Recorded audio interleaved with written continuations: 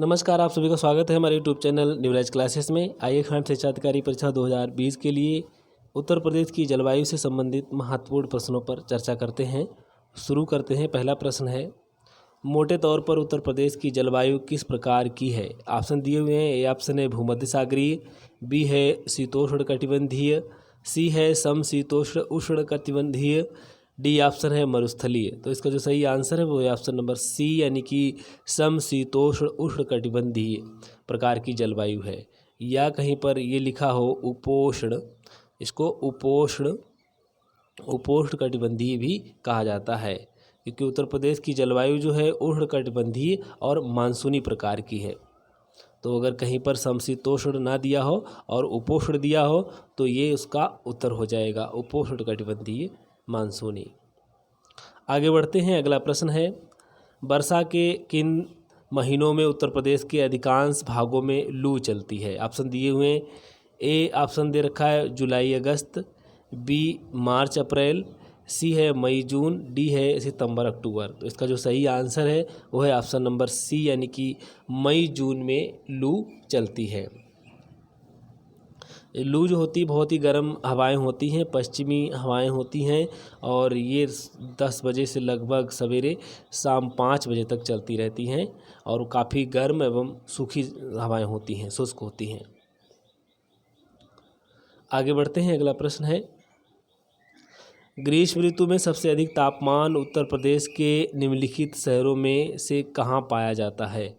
Option दिए हुए। A option है आगरा, बी है कानपुर, सी है इलाहाबाद, डी है बरेली। तो इसका जो सही आंसर है वो है ऑप्शन नंबर ए, यानी कि आगरा में सबसे अधिक गर्मी पड़ती है, आगरा और झांसी में। चूँकि झांसी यहाँ पर दिया नहीं गया है तो इसलिए इसका उत्तर हो जाएगा आगरा। आगरा में सबसे अधिक गर्मी पड़ती है।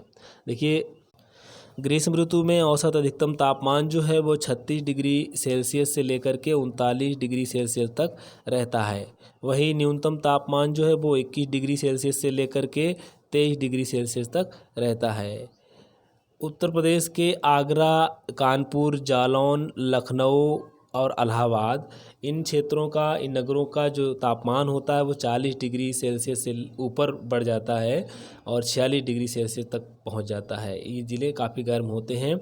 और वहीं जो बुंदेलखंड का क्षेत्र है इसमें सर्वाधिक गर्मी पड़ती है, क्योंकि ये क्षेत्र जो है वो कर्क रेखा से नज़दीक है। कर्क रेखा से नज़दीक होने के कारण जो है यहाँ पर सर्वाधिक गर्मी पड़ती है बुंदेलखंड क्षेत्र में। इसमें जो ज़िले हैं जैसे कि बांदा है, चित्रकूट है, महोबा है, झांसी है, हमीरपुर है, जालौन है, ललितपुर है, ये सब बुंदेलखंड के नगर हैं। यहाँ पर तापमान जो है वो 40 डिग्री सेल्सियस से ऊपर चला जाता है, लगभग 47 डिग्री सेल्सियस तक या 46 डिग्री सेल्सियस तक। आगे बढ़ते हैं। अगला प्रश्न है, शीत ऋतु में उत्तर प्रदेश में तापमान किस दिशा की ओर बढ़ता है? ऑप्शन दिए हुए। ए ऑप्शन है पूर्व से पश्चिम, बी है पश्चिम से पूर्व, सी है उत्तर से दक्षिण, डी ऑप्शन दे रखा है दक्षिण से उत्तर। तो इसका जो सही आंसर है वो है ऑप्शन नंबर सी, यानी कि उत्तर से आप दक्षिण आएंगे तो तापमान में वृद्धि होगी। देखिए, इस प्रकार होता है। ये है उत्तर प्रदेश का मैप। यहाँ पर जो ये दक्षिण का क्षेत्र दिया हुआ है, ये वाला, ये पठारी और पहाड़ी क्षेत्र होता है, और इनका अधिकतम औसत तापमान जो होता है शीत ऋतु में वो 28.3 डिग्री सेल्सियस तक रहता है। वहीं इसका न्यूनतम तापमान जो रहता है वो 13.3 डिग्री सेल्सियस रहता है। और जो उत्तरी क्षेत्र है, ये वाला जो क्षेत्र है, इसका तापमान जो रहता है वो 27 डिग्री सेल्सियस या 27.2 डिग्री सेल्सियस अधिकतम तापमान होता है। और वहीं न्यूनतम तापमान जो है वो 8 डिग्री या 8.5 डिग्री सेल्सियस तक चला जाता है। तो इतना तापमान यहाँ रहता है। तो आप इधर से जब इधर की ओर आएंगे, उत्तर से दक्षिण की ओर जब आएंगे तो तापमान में वृद्धि पाएंगे, क्योंकि ये जो पहाड़ी और पठारी क्षेत्र है, जो बुंदेलखंड का क्षेत्र है, उत्तर प्रदेश का दक्षिणी क्षेत्र है, इसका औसत तापमान जो होता है वो अधिकतम जो है वो 28.3 डिग्री सेल्सियस रहता है शीत ऋतु में, और न्यूनतम जो है इसका वो 13.3 डिग्री सेल्सियस तक रहता है। इससे कम रहता है उत्तरी क्षेत्र में जहाँ पर आप देख सकते हैं 27.2 डिग्री सेल्सियस, और न्यूनतम जो है वो 8.5 डिग्री सेल्सियस तक रहता है। तो इस तरीके से हम ये कह सकते हैं कि उत्तर से दक्षिण आने पर तापमान जो है वो बढ़ता है। शीत ऋतु में।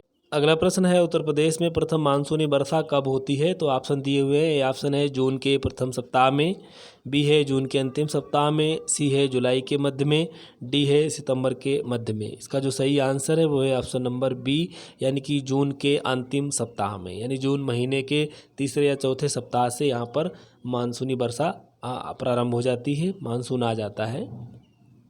अगला प्रश्न है उत्तर प्रदेश में वर्षा मुख्यतः किस मानसून से होती है? ऑप्शन दिए हुए हैं। ऑप्शन है बंगाल की खाड़ी, बी है अरब सागर, सी है उत्तर पश्चिम, डी ऑप्शन दे रखा है दक्षिण पश्चिम। तो इसका जो सही आंसर है वो है ऑप्शन नंबर ए, यानी कि बंगाल की खाड़ी से सर्वाधिक वर्षा होती है। लगभग 75% से 80% भाग जो है वर्षा का यहीं से प्राप्त होता है, इसी मानसून से, यानी बंगाल की खाड़ी से उठने वाले मानसून से ही प्राप्त होता है।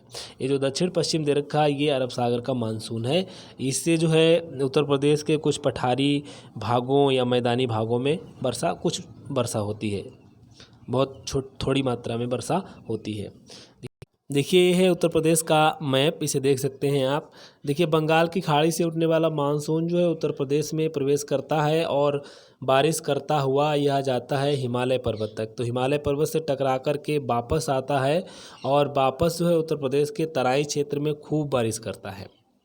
इसी प्रकार देखिए अरब सागर से उठने वाला जो मानसून होता है उत्तर प्रदेश के पठारी और मैदानी क्षेत्रों में कुछ बारिश करता है। सर्वाधिक वर्षा जो है यानी कि 75 से लगभग 80% तक बारिश जो होती है वो बंगाल की खाड़ी से उठने वाले मानसून से होती है। तो इसका जो मात्रा होती, वर्षा की जो मात्रा है वो पूरब से पश्चिम जाने पर घटती है। माने कि ये प्रश्न पूछा जाता है कि वर्षा की मात्रा जो होती है किधर से किधर जाने पर घटती है, तो पूरब से पश्चिम जाने पर वर्षा की मात्रा जो है घटती है। सबसे ज़्यादा जो है पूरब में वर्षा होती है।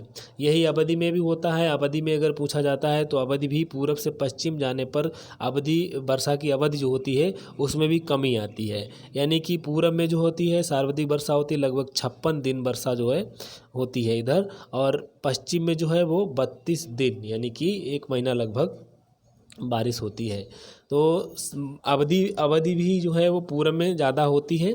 यही रहता है गोरखपुर में। उत्तर प्रदेश में जो गोरखपुर है यहाँ पर सर्वाधिक जो है वर्षा पाई जाती है, माने कि यहाँ पर 56 दिन खूब बारिश होती है। उसके बाद में उत्तर प्रदेश के जो पश्चिमी क्षेत्र है तो इधर जो है वर्षा की अवधि भी कम होती है, यानी वर्षा की मात्रा कम हो जाती है।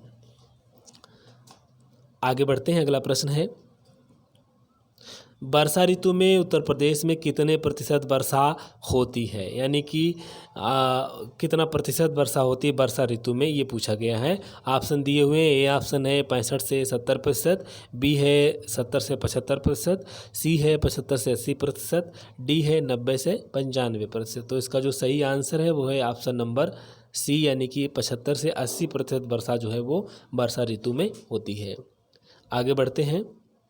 अगला प्रश्न है वर्षा के वितरण के आधार पर उत्तर प्रदेश को कितने जलवायु विभागों में विभाजित किया गया है? ऑप्शन दिए हुए हैं। ऑप्शन है 2, बी है 3, सी है 4, डी है 5। इसका जो सही आंसर है वो है ऑप्शन नंबर 3, यानी कि 3 विभागों में इसको विभाजित किया गया। देखिए यहाँ पर विभाग पूछा गया है, जलवायु क्षेत्र नहीं पूछा गया। अगर जलवायु क्षेत्र पूछता है तो जलवायु क्षेत्र तो 9 है, 9 जलवायु क्षेत्रों में इसको विभाजित किया गया है। लेकिन अगर जलवायु विभाग पूछता है तो कौन कौन से हो जाएंगे, ये देखिए आई जानते हैं। 3 हैं। कौन कौन से हैं?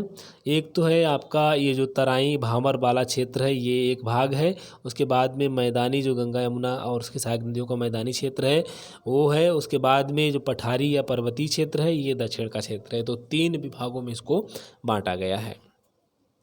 आगे बढ़ते हैं। अगला प्रश्न है शीत ऋतु में उत्तर प्रदेश के किस क्षेत्र का तापमान सबसे कम रहता है? ऑप्शन दिए हुए हैं। ए ऑप्शन है तराई क्षेत्र, बी है पूर्वी गंगा मैदान, सी है पश्चिमी गंगा मैदान, डी ऑप्शन है मध्य गंगा मैदान। तो इसका जो सही आंसर है वो है ऑप्शन नंबर सी, यानी कि पश्चिमी गंगा मैदान का जो क्षेत्र होता है यहाँ पर सबसे कम तापमान रहता है। देखिए ये है पश्चिमी गंगा मैदान, ये वाला क्षेत्र जो है यहाँ पर सबसे ज़्यादा ठंड पड़ती है, सबसे ज़्यादा कम तापमान होता है। क्यों? क्योंकि ये पहाड़ी क्षेत्र से लगा हुआ होता है, पहाड़ी क्षेत्र होता है और यहाँ पहाड़ों पर बर्फ़ गिरती रहती है। बर्फ़ गिरने की वजह से यहाँ पर ठंडक ज़्यादा होती है। आगे बढ़ते हैं। अगला प्रश्न है, उत्तर प्रदेश में सर्वाधिक वर्षा वाला क्षेत्र कौन सा है? ऑप्शन दिए हुए हैं। ए ऑप्शन है पूर्वी गंगा मैदान, बी है पश्चिमी गंगा मैदान, सी है मध्य गंगा मैदान, डी है तराई क्षेत्र। तो इसका जो सही आंसर है वो है ऑप्शन नंबर डी, यानी कि तराई क्षेत्र जो है सर्वाधिक वर्षा प्राप्त करता है।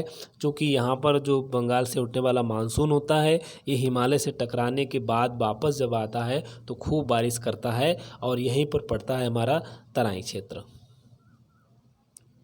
ये है तराई क्षेत्र। तो ये यहाँ से जो मानसून उठता है बंगाल की खाड़ी से, तो बारिश करता हुआ जब जाता है हिमालय से टकराने के बाद वापस आता है तो इस तराई क्षेत्र में खूब बारिश करता है।